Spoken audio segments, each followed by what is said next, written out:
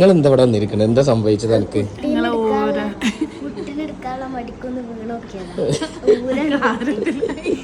സംഭവം ജംഷിന്റെ ഊരക്ക് ചെറിയൊരു പ്രശ്നം.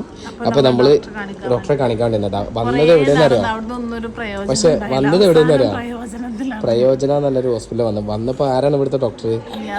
നിയാസ് ഡോക്ടർ നമ്മുടെ ഫ്രണ്ടാണ്. ഞങ്ങൾ ഒരുമിച്ച് വർക്ക് ചെയ്താണ്. സ്റ്റോക്ക് കാര്യങ്ങള് അതെ. അപ്പൊ നമുക്ക് സ്റ്റോക്കിനെ കുറിച്ച് ജനങ്ങൾക്ക് കുറച്ച് അവയർനെസ് കൊടുക്കുന്ന ഒരു വീഡിയോ ആക്കിയിട്ട് നമുക്കിത് മാറ്റാം. ഇത് പ്രൊമോഷൻ ഒന്നും അല്ല കേട്ടോ. അപ്പൊ ഡോക്ടറെ കണ്ടപ്പോ എനിക്ക് ഇങ്ങനെ ഒരു ആഗ്രഹം. ചിലവർക്കൊന്നും അറിയില്ല ഇവിടെ എന്താണ് ട്രീറ്റ്മെന്റ് ഒന്ന് നമ്മൾ ഡോക്ടറെ അടുത്ത് പോയി. അപ്പൊ നമ്മള് നിയാസ് ഡോക്ടർ ഉണ്ട് കേട്ടോ, നമ്മുടെ പഴയ സുഹൃത്തുക്കളൊന്ന് കണ്ടോ.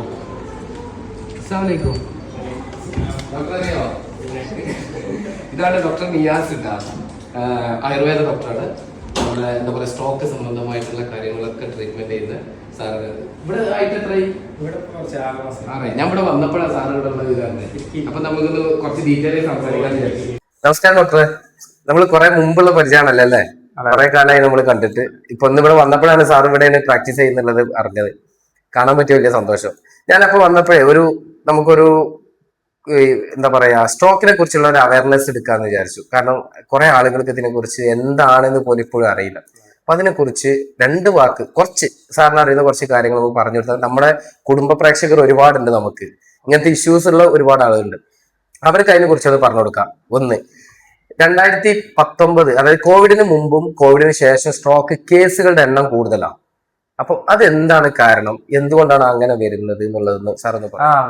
പറഞ്ഞത് ശരിയാണ്. 2019 മുതലാണ് നമ്മള് അറിയാം. അപ്പൊ ആ ഒരു സമയത്ത് എന്ന് പറഞ്ഞു കഴിഞ്ഞാൽ, ഇപ്പൊ നമ്മൾ ആ ഒരു സമയത്ത് 35-40 വയസ്സുള്ള ആൾക്കാർക്കൊക്കെ സ്ട്രോക്ക് വരാന്ന് പറഞ്ഞാൽ ഭയങ്കര ദുർലഭമായിട്ടുള്ള കാര്യം. പക്ഷെ ഇന്നിപ്പോ ഒന്ന് നോക്കുന്ന സമയത്ത് ഒരു 35-40 വയസ്സുള്ള ആൾക്കാർക്ക് സ്ട്രോക്ക് വരിക എന്ന് പറഞ്ഞു കഴിഞ്ഞാൽ സാധാരണ കാര്യമായി മാറി.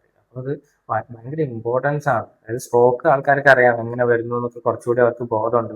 BP കൂടി കുറെ ഇഷ്യൂസ് ഒക്കെ, അക്യൂട്ട് മാനേജ്മെന്റ്, പെട്ടെന്ന് പേഷ്യന്റിനെ കൊണ്ടുപോകണം. പക്ഷെ അതിന് ശേഷം എന്ത് ചെയ്യണം എന്നുള്ളതിൽ ഇപ്പോഴും ആൾക്കാർക്ക് വ്യക്തമായ ഒരു ധാരണ ഇല്ല. അതായത് ജനങ്ങൾ ഈ ഹോസ്പിറ്റലിൽ എത്തിക്കഴിഞ്ഞ്, അതായത് ഇനീഷ്യലുള്ള ട്രീറ്റ്മെന്റ് ഒക്കെ കൊടുത്തു കഴിഞ്ഞിട്ട് പിന്നെ എന്ത് ചെയ്യണം എന്നുള്ള, റീഹാബിൽ എന്ത് ചെയ്യണം എന്നുള്ള കറക്റ്റുള്ള അവയർനെസ് ഇല്ല. അതാണ് നമ്മൾ കൊടുക്കുന്നത്. അപ്പൊ ഇവരധികം ചെയ്യുന്നത്, ഇങ്ങനെയുള്ള പേഷ്യന്റ് വരുന്ന സമയത്ത് ഒന്നെങ്കിൽ ഒരു ഹോം തെറാപ്പിക്ക് പോകും. അതായത് വീട്ടിൽ തന്നെ ഫിസിയോതെറാപ്പി കാര്യങ്ങളൊക്കെ ചെയ്തിട്ട് അങ്ങനെ പോകും. അല്ലെങ്കിൽ എന്തെങ്കിലും ഒരു ഒഴിച്ചില്, അങ്ങനെ ഒരു ട്രീറ്റ്മെന്റ് മാത്രം. ഒന്നും മോശമായിട്ടില്ല. പക്ഷെ ഇതിനൊരു പ്രോപ്പർ റീഹാബിലിറ്റേഷൻ എന്ന് പറഞ്ഞു കഴിഞ്ഞാൽ വെറും ഫിസിയോതെറാപ്പി മാത്രമല്ല, ഇതിനൊരു പ്രോപ്പർ ടീമുണ്ട്, ഒരു റീഹാബിലിറ്റേഷൻ ടീമുണ്ട്. ഇതിനകത്ത് PMR വരും, ന്യൂറോളജിസ്റ്റ് വരും, നമുക്ക് ഓർത്തോ വരും, അതുപോലെ neuro psychologist, occupation physio, speech therapy. അപ്പൊ ഇങ്ങനൊരു കമ്പൈൻഡ് ആയിട്ടുള്ള ടീമിന്റെ വർക്കാണ് ആക്ച്വലി റീഹാബിലിറ്റേഷൻ. ഇത് നമ്മളെ ആൾക്കാർക്ക് ഇപ്പോഴും കുറച്ച് അറിയാം. സ്പീച്ച് ഉണ്ടെന്ന് അറിയാം, ഫിസിയോ ഉണ്ടെന്ന് അറിയാം. പക്ഷെ ഇത് കമ്പൈൻഡ് ആയിട്ട് ചെയ്യുമ്പോഴാണ് സ്ട്രോക്കിൽ ഇത്രയും റിസൾട്ട് വരിക എന്നുള്ളത് ഒരാൾക്ക് അറിയില്ല. ഇവരധികം ചെയ്യാന്ന് പറഞ്ഞു കഴിഞ്ഞാൽ ഒരു മാസം ചിലപ്പോൾ ഫിസിയോതെറാപ്പി വീട്ടിലെടുക്കും. എന്നിട്ട് പിന്നെ പറയും റിക്കവർ ആയില്ല. ആ പേഷ്യന്റ് അങ്ങ് ബെഡ് റിട്ടേൺ ആയിപ്പോകും. പിന്നെ പേഷ്യന്റിനും അതിലുള്ള ഒരു ഹോപ്പ് അങ്ങ് പോകും, ഇനി ഞാൻ ശരിയാവില്ല എന്നുള്ള സാധനം. നമ്മളവിടെ എപ്പോഴും പേഷ്യന്റ് വരുമ്പോൾ നമ്മൾ ചെയ്യുന്ന ഒരു കാര്യം എന്ന് പറഞ്ഞു കഴിഞ്ഞാൽ, പേഷ്യന്റ് ഈക്വൽ ഇമ്പോർട്ടൻസ് കൊടുക്കും. ഇപ്പൊ നമുക്ക് പേഷ്യന്റ് മസിൽ പവർ വരണം, അതുപോലെ പേഷ്യന്റ് ബാലൻസ് ആവണം, എന്നിട്ടൊക്കെ നമ്മൾ നടത്തിക്കാം. പക്ഷെ അതിന്റെ മുന്നേ നമ്മൾ ചെയ്യേണ്ട കുറച്ച് കാര്യങ്ങളുണ്ട്. പേഷ്യന്റിനെ ഇൻഡിപെൻഡന്റ് ആക്കുക. അതായത് സ്വതന്ത്രമായിട്ട് അവർക്ക് അവരുടെ കാര്യങ്ങൾ ചെയ്യാൻ പറ്റണം. എന്നാൽ മാത്രമേ നമ്മൾ നേരത്തെ പറഞ്ഞ ഞാൻ ബെഡിലേക്ക് ആയിപ്പോയി, ഇനി എനിക്കൊരു കാര്യം ചെയ്യാൻ പറ്റുന്നില്ല എന്നുള്ള ആ പേഷ്യന്റെ മനസ്സ് മാറി കിട്ടുള്ളൂ. ഇപ്പം സാർ പറഞ്ഞു സ്ട്രോക്ക് വരുമ്പോൾ ഒരു സൈഡാ തളരുന്നത്, പേഷ്യന്റെ മറ്റേ സൈഡ് സ്ട്രോങ് ആണ്. അപ്പൊ ആ സൈഡ് നമുക്ക് ശരിക്കും പേഷ്യന്റിനെ ട്രെയിൻ ചെയ്യാം. ബെഡിൽ നിന്ന് കൈകുത്തി എണീറ്റിരിക്കുന്നത് ഒക്കെ നമുക്ക് ആ സൈഡ് ട്രെയിൻ ചെയ്യാം. പക്ഷെ ഇത് അധികം ആൾക്കാർ ഇനീഷ്യലി ചെയ്യൂല. അപ്പൊ ഇനീഷ്യലി ചെയ്യാതാകുമ്പോൾ ഒരു 1 month ഒക്കെ കണ്ടിന്യൂസ് ഫിസിയോതെറാപ്പി എടുത്തിട്ടും പേഷ്യന്റ് ബെറ്റർ ആവാതിരിക്കുമ്പോൾ പേഷ്യന്റ് ഭയങ്കര വിഷമം വരും, ഇനി ഞാൻ ശരിയാവൂല എന്നൊക്കെ ഉള്ളത്. അതായത് അവരുടെ മെന്റലി അവരെ സ്ട്രോങ് ആക്കുക എന്നുള്ളത് ആദ്യം ചെയ്യേണ്ട വിഷയം. അത് വേണം, ഒപ്പം വേണം. ആദ്യം ചെയ്യേണ്ടതെന്നല്ല, equal importance physiotherapy, muscle power physically ചെയ്യുന്ന അതേപോലെ തന്നെ മെന്റലി ഇൻഡിപെൻഡന്റ് ആക്കി സപ്പോർട്ട് ഇല്ലാതെ തന്നെ അവരെ കൊണ്ട് ചെയ്യാവുന്ന കാര്യങ്ങൾ ചെയ്യിപ്പിച്ചിട്ട് അപ്പൊ അവർക്കൊരു ശുഭാപ്തി, അതിന് അവരെപ്പോഴും ഒപ്റ്റിമിസ്റ്റിക് ആയിട്ട് ശുഭാപ്തിയോട് കൂടിയിട്ട് കറക്റ്റ് റെഡി ആവും എന്നുള്ള വിശ്വാസത്തോട് കൂടിയിട്ടാണ് അവർ കാണുക. അപ്പൊ നമുക്ക് ഇതിന് വിചാരിച്ചതിനെക്കാട്ടും കൂടുതൽ റിക്കവറി കിട്ടും.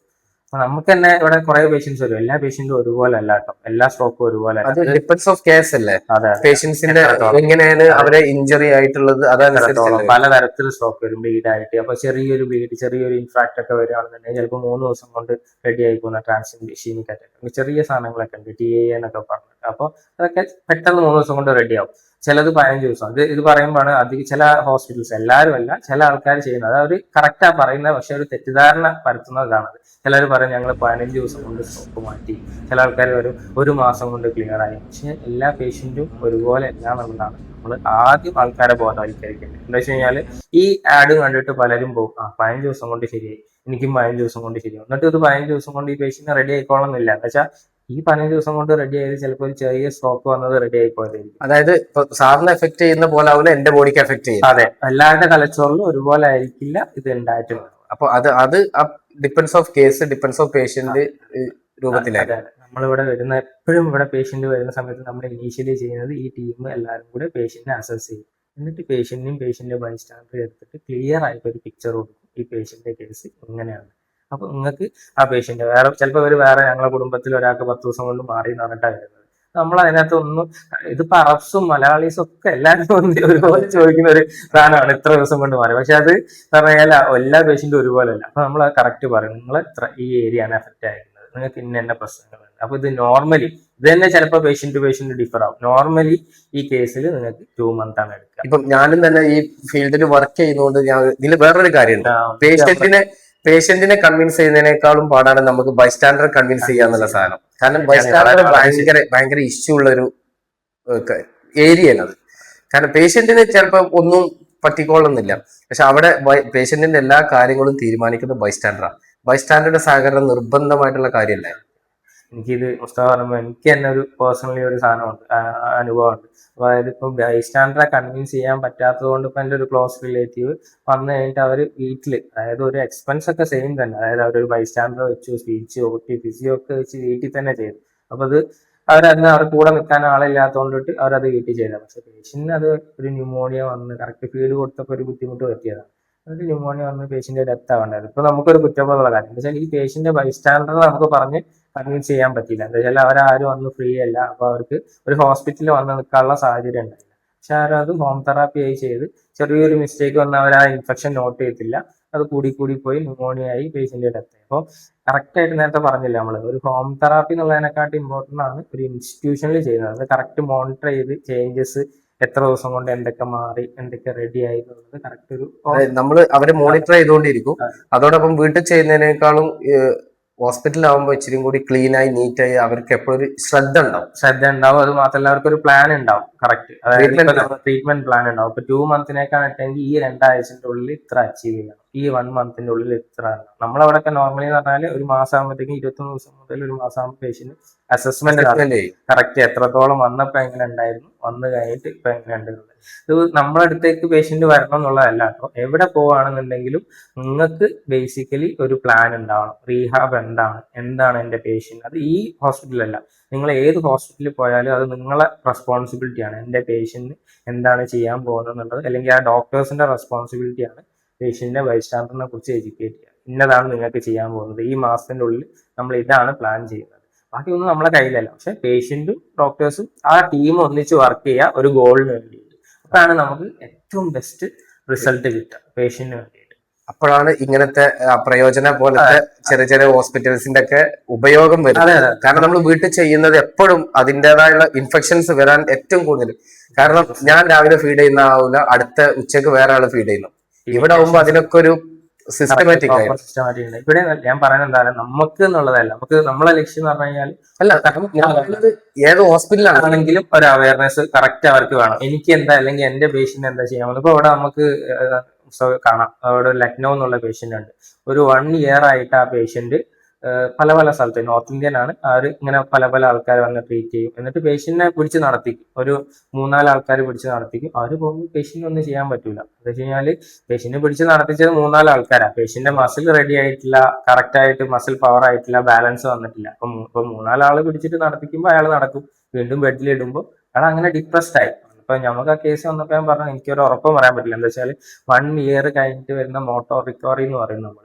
അത് ചിലപ്പോൾ കമ്പയർ ടു 1 മന്തിലോ 2 മന്തിലോ കിട്ടുന്നതിനെക്കാട്ടും വളരെ കുറവായിരിക്കും. അപ്പൊ നമുക്കത് പറയാൻ പറ്റില്ല. അപ്പൊ ഞാൻ പറഞ്ഞു 1 മന്ത് ഇനീഷ്യലി ആ പേഷ്യന്റിന് എത്രത്തോളം റിസൾട്ട് കിട്ടുന്നുണ്ട് എന്ന് നോക്കാം, എന്നിട്ട് നമുക്ക് ബാക്കി കാര്യത്തിനെ കുറിച്ച് ചിന്തിക്കാം. അൽഹംദുലില്ലാ പേഷ്യന്റ് ഇപ്പോൾ വിത്ത് ഒരു സപ്പോർട്ടും ഇല്ലാതെ 10 അടി വെക്കും. അത് കറക്റ്റ് പ്ലാൻ ചെയ്തു നമ്മൾ ആ പേഷ്യന്റിന്റെ ബാലൻസ് റെഡിയാക്കി, ഒരു കാലിന്റെ ബാലൻസ് റെഡിയാക്കി, എണീറ്റ് നിൽക്കുമ്പോഴുള്ള ബാലൻസ് റെഡിയാക്കി. അപ്പൊ സ്റ്റെപ്പ് ബൈ സ്റ്റെപ്പ് ആ പേഷ്യന്റിനെ അങ്ങനെ നടത്തിച്ചത് കൊണ്ടിട്ട് പേഷ്യന്റ് ഇപ്പൊ കോൺഫിഡന്റ് ആയിട്ട് നടക്കുന്നുണ്ട്. അയാള് ഹാപ്പിയാണ്.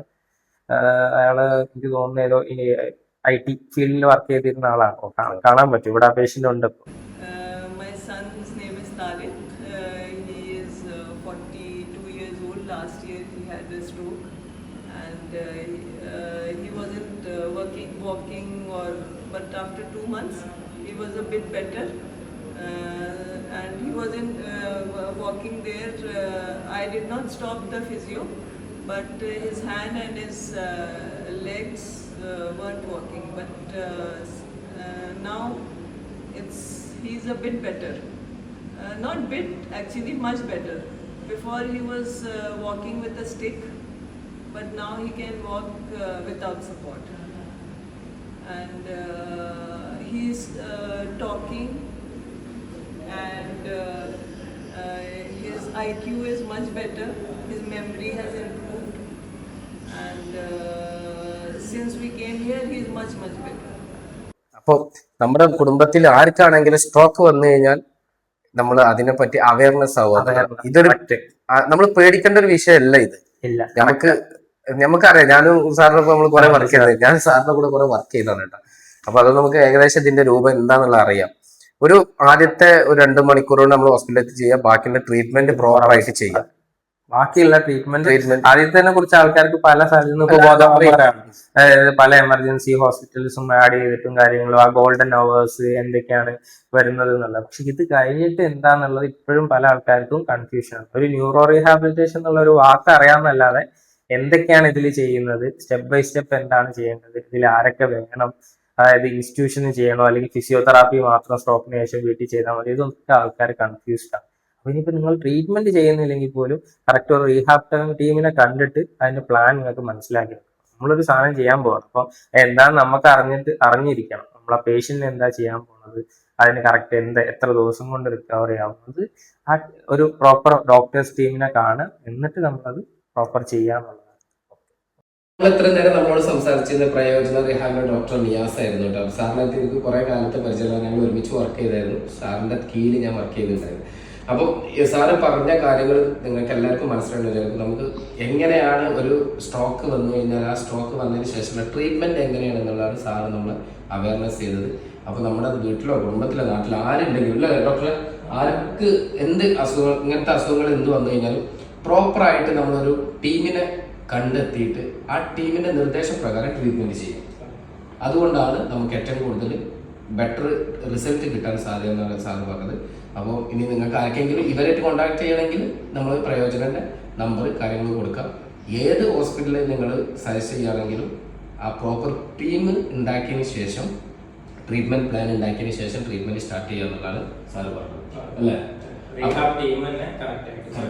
അപ്പൊ സാറ് വളരെ നന്ദി. കണ്ടതിൽ പരിചയപ്പെട്ടതിൽ പരിചയപ്പെടുക, പരിചയം പുതുക്കിയതിൽ സന്തോഷം.